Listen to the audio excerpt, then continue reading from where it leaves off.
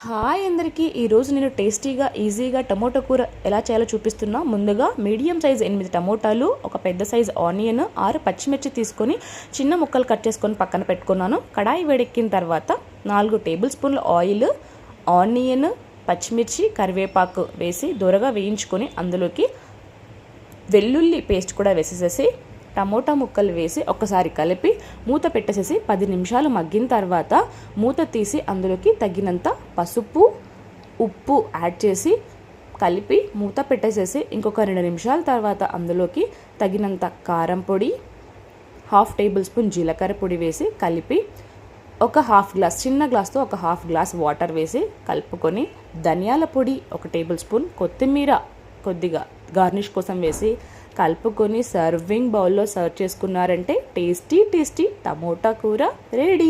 Thanks for watching the video. Subscribe to my channel.